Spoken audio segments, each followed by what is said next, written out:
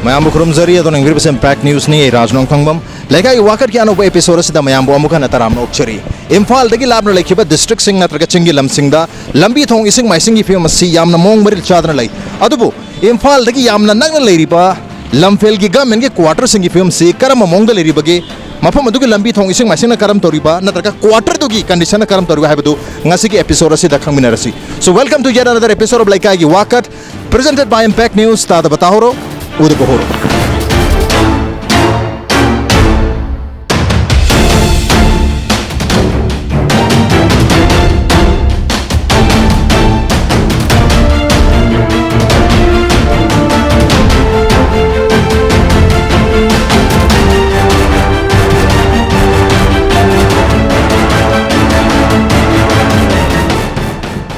I don't know actually that I did sing to Mumba. I did Lambi in a name later, but drain in a wang later. I took a Lambi is a queer 2011 data. Queer chas. Lambi Shamak to teach him the Tadi, Swati. Hana 6 and 8 in the so was up on a Miami public Totida. I do Hojiki, Hodum Lena Boyawedum later Kanda. My dinner, Adubu, Maruina Lambizim, Dia, my Duga. Iramna lasu nong kajitang hechu matam noi te swai children park area ni Impal maite sersu lere adubu maru ina swai da swai khoti na tana Lamphel gi quarter lei be area sing sida noi tri lambi sina number 1 on heg yeng matam uzare lambi si chauna akura tong atang ai ba aduga black topping e koilas tha ki ma medium ta tadre thaina tharamasu e adu hujit leitre koi nunga leba khatang ai ore balu single ga hina bodu male buja kam tokri ge Uripo Kendra singing high. At the thing they could vote with Sundry 60-70% voters are level like I see missing. Other local MLA is the higher Matam. I matter the boss will labor. I did a visit Semipura Magi in the Resumay later. They call me on the Tana, they call me on the Sunday. I thought I might also get over the collection Kragatoners, they quite lady areas, residence mams. See like Lambi Simam Noitre, Iramna Lasun White, quick quarter since repairing to Bitre Amorca Hondokum Sulate, Manmatamai Hadway Mam Punjalako. I do not have the quick Ishingse. Tanavaki Singse, drinking water is a quite Ishing City, I go, Takudi, Habda Kuding, Kaino, water dengar, Kora, Gatum, private dengar. Atu later gatum Shinare. Zabagishu, Chabai, Zabagishu, Latrin, Gishu, Zambagishu, Saptan. If I get potable water, she no white. When the milk pipe Tarak was here, Yam Naked Hesra, Yam Motpa. Land the live is in Yamoleba, Lapu Laibaba, like one matamle. You don't crack a regular win. I tried to lack of something like this. I do a social way, setting like the fella. I'm just trying to see a pine of Matanino. You say Gary, so to the Neramani, Gari, Tonga. Ayuk angan bagum banu midang orang banu tekan mang berkan jeda koi Lamphel degina disi office degina Langgol housing complex apa ya Lambi da mata itu hundong dari sesuai ini memang hundong jalan kumdar. Oh, adu yang nadi hundok deh, adu yang nasi lagu hundong nara kadi sesuai molo hajari ba. Lain so hebat, tabuk cawan pai bumi ngatan yamna elit yamna nan ba yamna luna nan ba yamna fasa mungda leram dong male itu ler meba condition sidi yamna kaya basic way ba basic tak kisu khara wali ba mungda leri. Hoi masih kanoni dia koi gitu begitu isa ki kanode su kita mayam sih nak giant tanah basu wat pahit tare wat pahit sih koi masih leri sih isa ki asing malam nanti hari begini kanoma. Mayang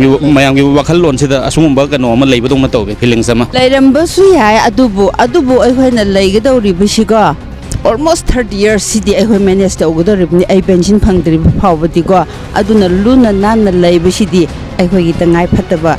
I give it how Amani go. So here you are repairing. I see when I am Nadi Sana to the do formula in a Manila meat turkey. I go white was cut out and so while as couldn't get them kind of thing. I was on the Bromo Lincoln Day 1993 and a lot of it. As you first set up over the aina ogbay tawe ahan do ogbay tawe ni amaraksu repairing lactary aigi flooring singing dawki ledrin su loina mak fail oire roofing si loina mak nong yubana hek nong daba madam dati chapu si mga taruk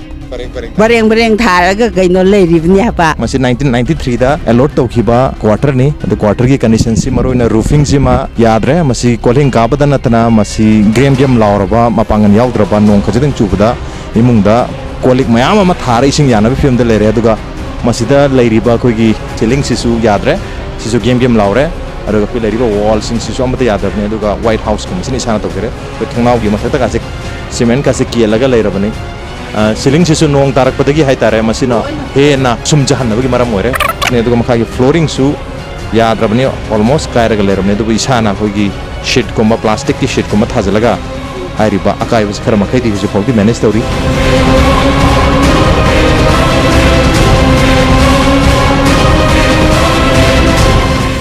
Maitai church leiba sidagi sonda oirom da sangaga gi mar community hall se lere community hall mamang da leiriba lambi condition sidi yam thina sathire masidi koilas thaba thada tokthokraga hojik leiriba lambi gi phim asi khri gi mongda guha ma gi mong lere masida koinga di lairadana mi angang hoba iroi be yarani masidi kyam chawr gi het leiri se ama khathana tre sida chawam se lere aduga masigi hek thangana chawam jong leri masi koi sorana sahi amarom hele hele nonga kitang subaga koi sorok pura ising chenana gari nongi thoba ya angang no biskun chappa karim ta ya balai tre masi silai mam por sing se koi sere project ki kan tawbuni masi ama tawdinga dadi koi lambi soksi phajana di mong tan lerami mamang dadi Suez project tawgi bdaine ba masi tawgi bdagi di koi gi lambi akutpa gari gari ki taiba mayam sina loina jik chappa ya tabani makhoi na ju tawthopirma time da nong thabiram de adu bai koi lariba laikai gi koi quarter mayam sina thoga koi pareng koi loi samjabani masi adu lariba koi quarter se masi ju laibe ya de nong sik kitang lakpada loina quarter bang bang loi ning khai lore nong sik kitang lakpada aduna koi ju laibam jabam laitabagi koi thabai khang lam langna bagi koi laina boni masi seng ha de koi laiba ki reba mafam sidagi khajitang chalaga chatraga su masigi nagi ate leiriba kogi electric ki wire me amsang di mi wire si electric ta natre masi phone adagi kogi cable wires mam sure masri yauri se hek yeng bada aki bama yaure karam na hairiba area sita leiriba wire me am si ningthina manage tawraga mafam sita khitang neat and clean oiba mafam mo henba yage habudu khana ba mathok tare hujik leiriba mong sidadi tarasi da soidana gari gumba lakpani khangde natraga kainom tu salakpani khangde masri da ama hek tu matam da mayam je pulap tatpa ar tatpa natana electric transformer ama sole bani masri da short circuit ka tawdana yam chawna mai hoba chakpa ya bagi aduga misi mina thokbi ya bi connection is leiris Leikai gi Wakat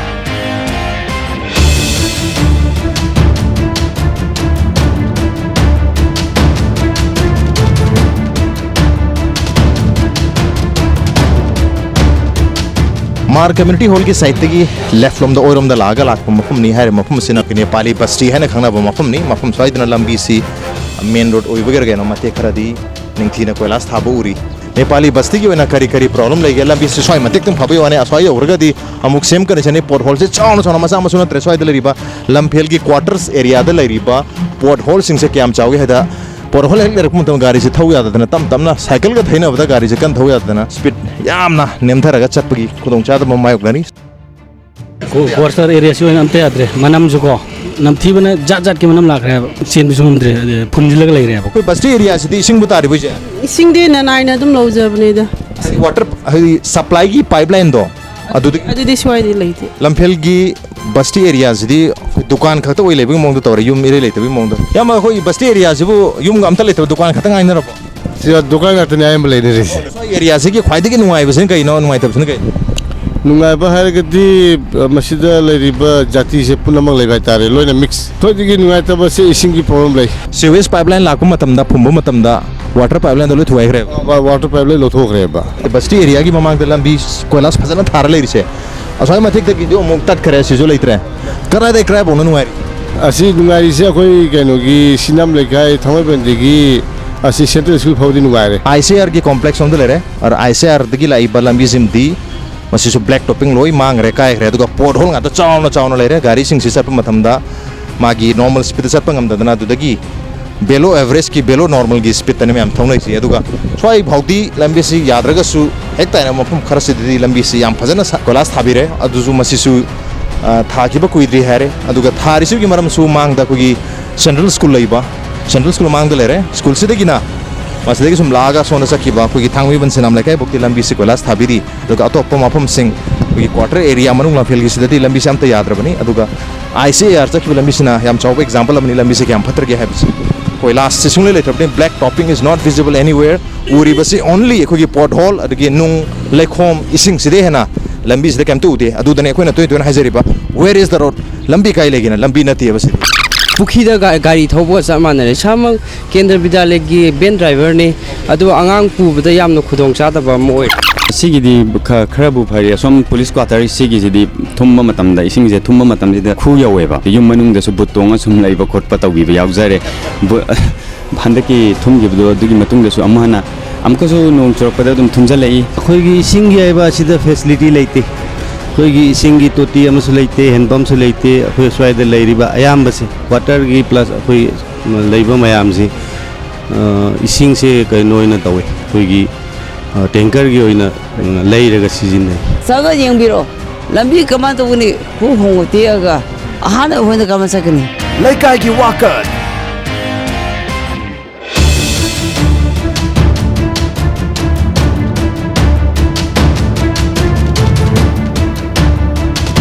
Nepali Basti मचन असगी market area से श्री संगपा मरुवेना कोई ICAR की complex संगपी लंबी सिमती याद रहे पोर्ट होल ngata ngare natraga balu single hai gadra nung lengoi ngata oina lere to hanagi black topping to hoba koilas le hoba mapum khara budi yauri edu koilas ki condition jim birum si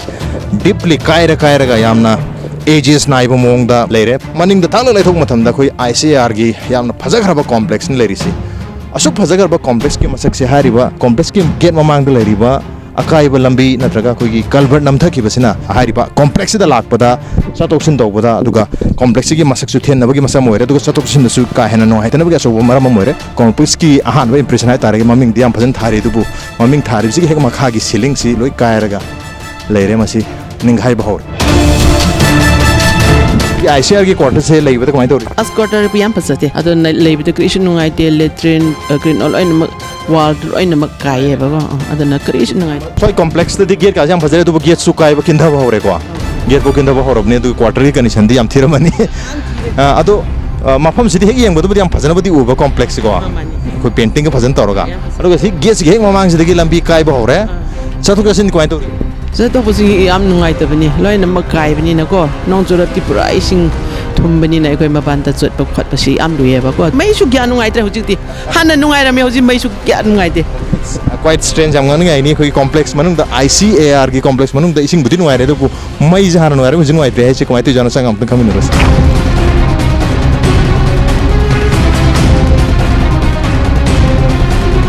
ICAR की कोई housing complex है कदरा कोई quarter सिंग की यूं की condition से फादरे ना कोई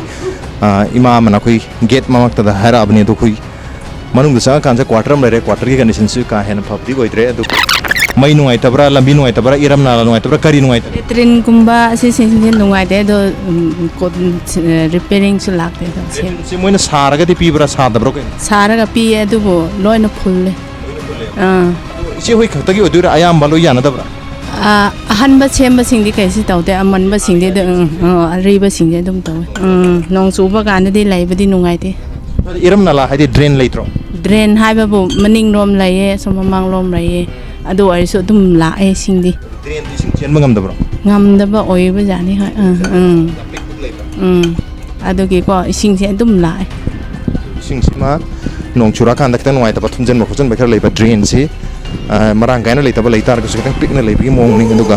ising sima mafum sidu ngaire mai sudmok changset ngaire duga deraki lambi sing sudmok koilas tharaga leibi na kahana ngai tabadi dum oidri aduga kahana ngai tri basi hana ariba quarter singi kugi latrine sing asi repair to bidaba aduga masi fungal leiba masi sengdok pi tabana maram oiduna latrine yam chaw ngai tabam dilei nong chu tam base flat we bum ko se sida yam ising chaw e di adumak ngai te koi masi je latrine से याम thin नुआइते कोई से quarter से yum मरी Mangari quarter से कनो latrine से सुन नुआइते कोई से हाइदि काइदना हाइदि सतना मनम महंग याम खुदुम साद्रे कोई जिनसे अरीबा कंस्ट्रक्शन ओइबा सिंग सिगी नुआइते कोई वारक माइतु जा अरीबा सिंग से सेम दबो ले प्यारिंग लाग तौबि तबो इसिंग जावकांदा इसिंग सिने थुमजलक्तना युम मन गसंगबा युमबसी जावकांदा थुमबगी प्रॉब्लम सिमा ICAR कॉम्प्लेक्स मन गलैबा क्वार्टर सिंग से लोइन म तो माने सिंग चाव मतम दको हाय हाय नों सोरु तंदा सिंग चाव थुम खक्त नतना मथागे सिंग युरपुदो अदो वाल मियाम से नों सोरदि लोइना पोकथोरगा लोइन केलाए कंप्लेन दि याम तौग्रे याम खरे तौखिबसिनि कंप्लेन से चेचु याम थाग्रमने दो हजु फाबदि लाग्रे कंप्लेन याम तौग्रे तो कंप्लेन की reply am talak complain to thabak on thorok tabni assessment phawba laktrabni na masidi kanar ro hedana isan oina letting saja isan oina dum sajara hojik tawri haisi chalim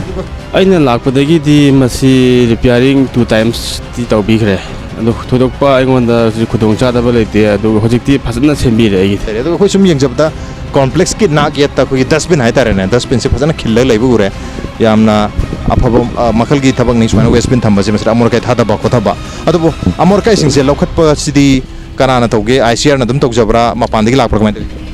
अखोइना आईसीआरगी थ्रुदगी Manipur state government दा अखोइना कनो application थारागा Moina थामदा अमुर अनिरग लागा समान collection तौरगा through out तौबने चांग नाइना दुम अमुर पसे लखत पलाई हाना इहान हान महरपददी चांग नारमी अदुबो हौजिकमकिदी चांग नाइदबसु जावे अदुगा करिगुम्बा कांदा लाक्तबसु जावे थल्ला मतुंगदा पाथोगा लंबीदा चखाइबा दि अमुलकाइदगी मपानदगी अखोइ आईसीआर हबसिदी ऑल इंडिया स्टेट खुदिंग मक्तेगी होय अचौबो ऑफिसर सिंग साइंटिस्ट सिंग डीजी एडीजी सिंग मयाम लाकबदिना मसी येंगबदा खितंग खुदोंग चादे अदुबु लैरिबा खोगी क्वार्टर की कंस्ट्रक्शन सिंग हेक येंगबदा फॉर एग्जांपल मनिंग दे हेक लैरिबा मसीदबुदी कनाम ले लैरम दो मांद्रे अदुबु कंस्ट्रक्शन अरि अरिबा अकाय अकाय मयाम लैरिसे अदुगा हुजु जु मयाम लैनरिबा क्वार्टर सिंग अयामना अकाय बियाम यावना होरी मसीदी हेक येंगबदा आईसीआर की अखोगी कहता सक्तम से थेल होय नोबिदबा मसी थेले मसी मतंगी मतुंगिना मसी अबाउट सही कुंथ्रा मंगारम सुरे क्वार्टर से मसी अनो हन नोंगना अमुक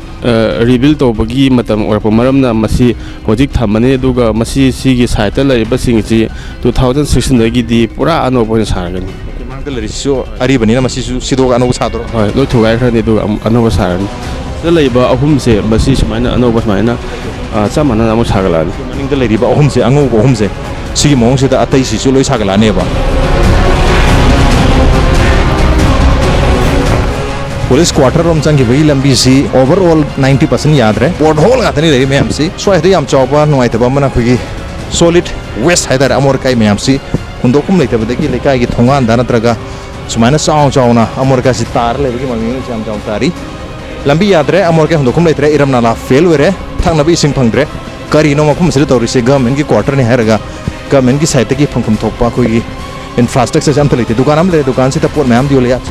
आहो तुम मैम कोई से दंगगी से स्वाइद लेबजु कोंग तौरी स्वाइद लेबसे याम वाये नुंगाइते इसिंग फ्लड तौरगा मनोंदसु इसिंग याम चंगरगा लंबीसु इसिंग यामनबगी चतपुसु यादे नुंगाइते अमर काइसे हुंदोकुम ले नत्रबो मैम से लोइ थादा नै जे खोगी आईएमसी की साइट की हाइगद्रा आईएमसी मक नत्रगसु एनजीओ गुम्बा मना को थाम त मरी रकुम लागा अमर का लखत पखप तो स्वाइद लेतबरा स्वाइति लाकसु लाकती लंबी फादा बसे कुइरे खोइस्ट ले बसे चहि हम मरी सुरे दो सि चहि मरी हम चिगी दी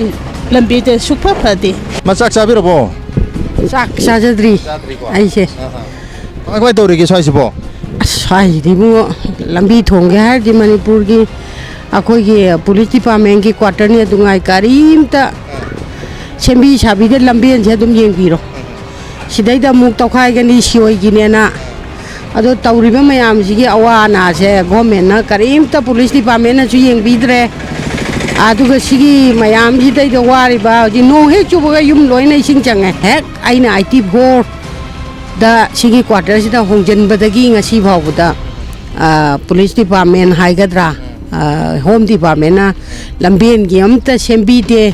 मईगी सिंगी तुतीगी अदे सिगी नाला हाइगद्रा सी आमा त सेंबीदे अदुना अखोइने सिदा लैसिदी पूरा पाप इमा होइना 1984 तगी लेबो हरपदगी हौजो फावबसिदा रिपेयरिंग लाको याव रिपेयरिंग से अखोइगी सुबो हाइबिदि आज युबुदी खरखा युबा अद मखादगी सिंग से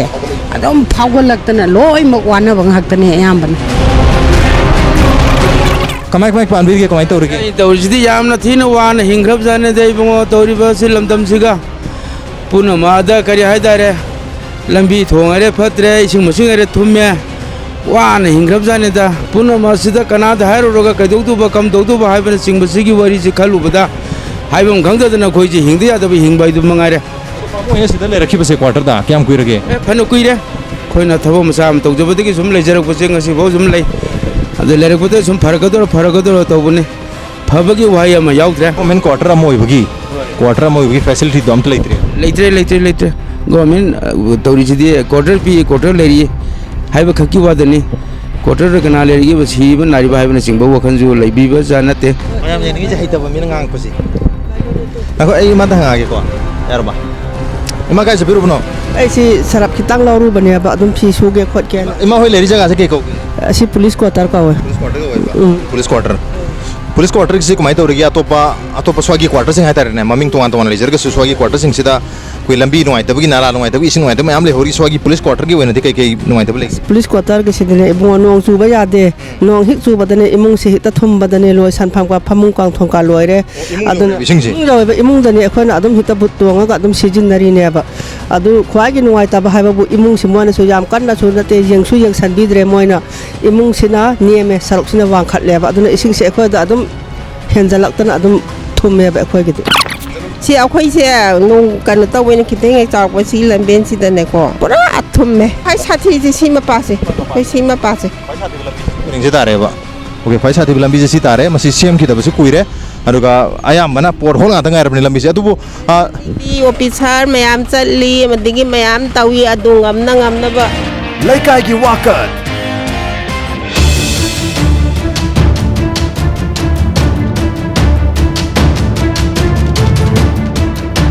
mapam sena koi Lamphel gi CP quarter ni aduga mangdori lambi sina Caesar hospital sakhi bagi lambi ni Manipur gi khwaidi gi fataba lambi sing manung da ma ori lambi duni dukan yam phajum dare dukan sigi mapur mane koi pawung se pawung dukan mapuro kamai pan bir gi swai CP quarter area CP quarter area se nungai haibde nongchu thadana koi quarter se thumi ade galen thadana lambe se loi kai dana nongchu dre lamben loi kai dana asida NIT gi asige lepa hon me ge kari achok joba jaga tara pam se heavy load se lak pada lambe se khang de hak le tan kai den le adena koi lambe se nungai te quarter nungai tre ase loi phunjin gram ni hojik te koi tungmam le tam koi quarter loi tunge sing se matam madu ge quarter sa gi se wangam mane adu ba hojik te nem gram ni na ko masin ai koi hoje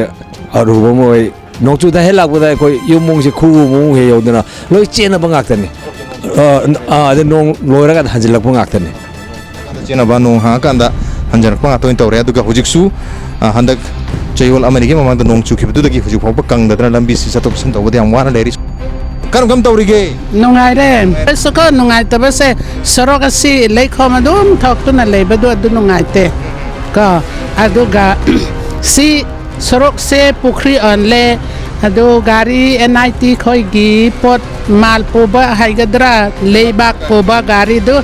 adu lak pakanda e khoi zum loi na crack chat le ko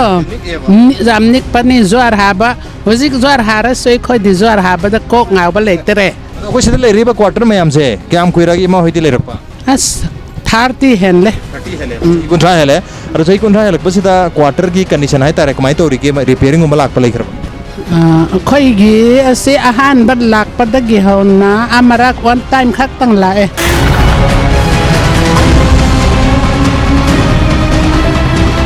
CP quarter area se kamai to ri CP quarter area se siti am noi te gari chobu chen basina ba jum pan ba lai ni ab kada jo halai re part ni na adum khoi gi outquake style da highway adum phum le adum trembling to hai tare adum trembling to le re aduna taseng na yuhar ko matam da yuhar haribra gari chalibra hai bagi identify to ngam dre adum di compulsory ne sungam ngam dre adum de haidi nong da pung kun mari adum high le ram ni na pung mari high le ram ni na taseng na yuhar ko matam da yuhar haribra gari chapagi chumna sum hajaribra hai bagi khangdok se ngam dre de ima chai sing chabira bo chari cha tha kam pan birgi nungai ri haitare adubu icha chini am nungai babna mama imana gi saita haige do bodan noina mafam khuding chattana ko ade kadai da soiri kadai da kan dori hani yengthela chapase adubu mama hoi gi lekai sida laga thingna icha singa wari sana phakbase praja da mayam da gomi na khangan bai base yam nungai adubu huji akhoi gi problem nei ri se akhoi kwatani gomengi yumni gomena kari da soiga da gede gi thami bim thoi Caesar hospital NIT sakhi bagi lambi ni NIT gi damakta chakatara panba gari da khoi gi leba khon bagi thabu yam ka chathari marsin mar moiduna CP quarter Lamphel gi lambi si adugi matik phatna yadre यादबदा नतना गाड़ी से चतोक्सिन तौ मतमदा लंबी सिगे नागेत लेरिबा quarter मयाम से निक्तना tremble तौदना you are हावगी experience 24 hours ता कोई क्वार्टर दा लेरिबा मयाम से पीबगी खुदोंग चादा मायोगनरी अदुबु तसेंगना मासे खतर नुआइत्री से कई लेगे से कोई याम बजसंग याम बसवाई सीपी क्वार्टर एरिया ता थेंगनरी खुदोंग चादा बसे केनो अखोई खुदोंग चा नुआइते बाइसे लंबी ने अदुगा होजिकी इशिंगी लंबी से नोंग हेक चुरगा ड्रेनेज सिस्टम से very much fail oire aduga no hek targa akhoi se ising thume lambi thume adu any sijagi patient lakudo gari chapai ade akhoi na ille majing tobi ko moi chu harawe adu government na di yengbi dre lambi se koilas thaba jaga se yaw yaw drob gena phun atanga ration chali ba gari yaw dre sangai festival jo khadi thar kane aduga atudi lo sangai festival yorna khadi thar kane adu bi thaza badile bi bro lai jai adu sangai festival mang da thar kani hai se mamangi 2014 gi sangai festival nangna ba sakhiba sanjen thong do handa ki 2015 nangoi de mong de leri si lami ju sarakadra ne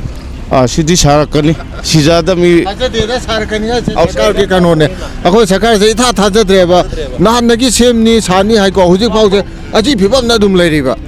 अनु सरकार की कानून आई दे था जद्रेबा को CP quarter परेंजी गाड़ी चले खोल गाड़ी लेबा पुबजे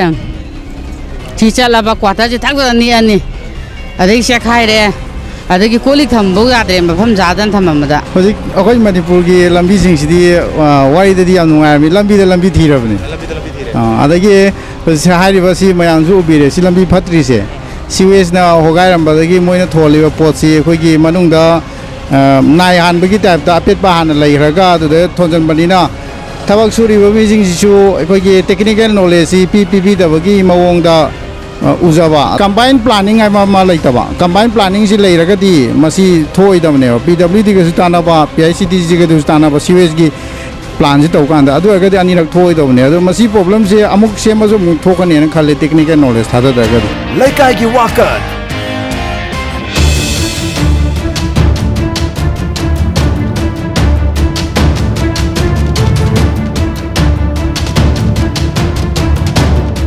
Pikotar se siam nungai te no ising se handak su suk chawng ba tai su lambi se gari chaw lak pan da sai nam the water supply ki connection se leidi lei koi che connection di le adubo ising se lu nande ayamba matam da na lagi ising je la lambi si su jeng biu JCB lak pa matam da lambi se pura zoom se ni mamangi chahi ani khak du ekhoi पोथा fungi अतैसी लोना flood तौरगा अखोई लेफाम चाफाम खंगदन सम लेबनी मणिपुर द रिलीफ फंड से फन यामना थादोकलमगनी अदु कदाइद पीब्रा अखोई से चाही खुदिंग द फ्लड ना अखोई लेफाम चाफाम खंगदन लेबसी करी अमतसु सेकी अमतसु पिरकपसु लेत्रे नुंगाइत्रे बसी लंबी दनत्रे इसिंग सु नुंगाइत्रे पाइपलाइन सिंग सी इसिंग इंथिन पीबंग हमदरे तत्पयाम यावनरे हेक्ता बदती लम्फेल गवर्नमेंट क्वार्टर्स हाइबा ऑफिसर मयाम लेबा एमएलए मयाम लेबा मंत्री मयाम लेबा मफम ने हाइदना याम नुआम तो मान बता बरसु याम फजै लम्फेल ऑफिसर्स क्वार्टर नत्रग लम्फेल की क्वार्टर हाइना खंगरी मफम नि अदु हाइरे मफम मसिदा गवर्नमेंट क्वार्टर अमा ओइबगी फैसिलिटी सिंग नंबर 1 कोइ हेक एलो तोपति ngasi फावबदा रिपेयरिंग तोबिदा नंबर 2 क्वार्टर मयाम से कनेक्ट तौरीबा दुगा अतोपा मरुइबा मफम सिंग कनेक्ट तौरीबा इम्फाल एरिया बुरो सिज हॉस्पिटल बुरो कनेक्ट तौरीबा मफम सिंग की मरुइबा लंबी सिंग इंक्लूडिंग कोगी क्वार्टर मार्क की लंबी मयाम से पोर्ट होल अचो अचो मयाम लेबा लंबी चटपे यादबा गाड़ी चटपे यादबा लेखोम लेना ngata ngai natra balu single nung leigo ngata ngai ba aduga mafum kayamadana thangna chana bising singa si phawa phangba ngamdabadagi कोई प्राइवेट वाटर टैंकर तक इसिंग लेरगा चाबी खुदों चाद बसे दमक मायबुनरी Masne ngasi gi lekai waker gi thorom ngasi gi edition asi karam tokbibuge खुद खंग बिरपे agani कोई mail ID impacttvnews@gmail.com नत्रगा कोई Facebook page www.facebook.com/impactvmanipur दा join tokbirga comment amadi feedback thabirpe agani ngasi gi onade lekai waker gi thorom si matang soide losin jerge matang gi chayol da anoba episode amagaluna anoba lekai ama pudur lakchage till then keep watching impact news keep watching lekai gi waker ta da batahoro udu bohoro ciao babung kai jepiruk no Oh, babung saya kira.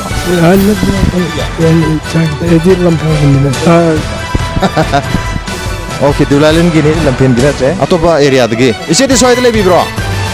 Isi ngomong sih, tapi mereka menang tapi belum sudah mau. Oh, biar hari ini. Mark community hall ada. Mark community hall ki area sih dah.